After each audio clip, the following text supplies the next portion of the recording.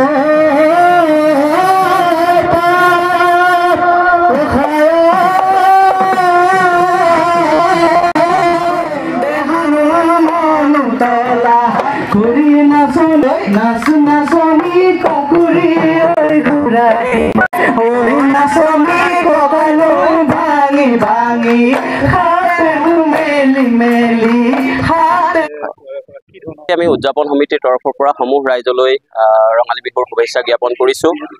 আমি অসমীয়া যুৱ মঞ্চ, অসমীয়া মহিলা মঞ্চ, জয়সাগৰ আঞ্চলিক সমিতিৰ উদ্যোগত আৰু সমূহ ৰংপুৰবাসী ৰাইজৰ সহযোগত ঐতিহাসিক তলাতল ঘৰৰ বাকৰিত আমি প্ৰথম বাৰ্ষিক মুকলি বিহু পতাৰ সিদ্ধান্ত গ্ৰহণ কৰা হৈছে। ইতিমধ্যে বহুকেইটা কাৰ্যসূচী হৈ গৈছে।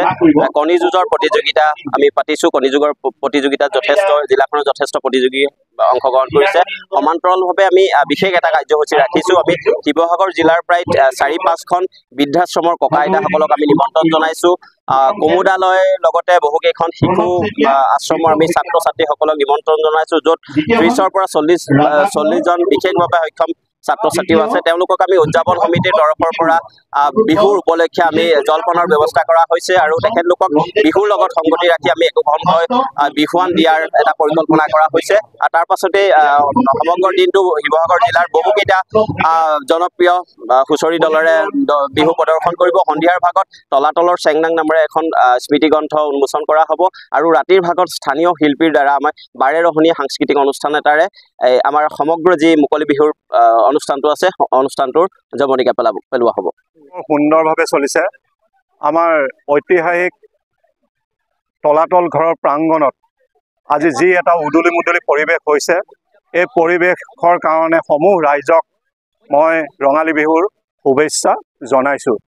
আজি বহাগৰ ২ তাৰিখ, এই ২ তাৰিখৰ দিনা আমাৰ গোসাই বিহু বুলি আমাৰ আগৰ পৰা এইটো প্ৰচাৰ হৈ আহিছে। আজি আমাৰ গোসাই বিহু।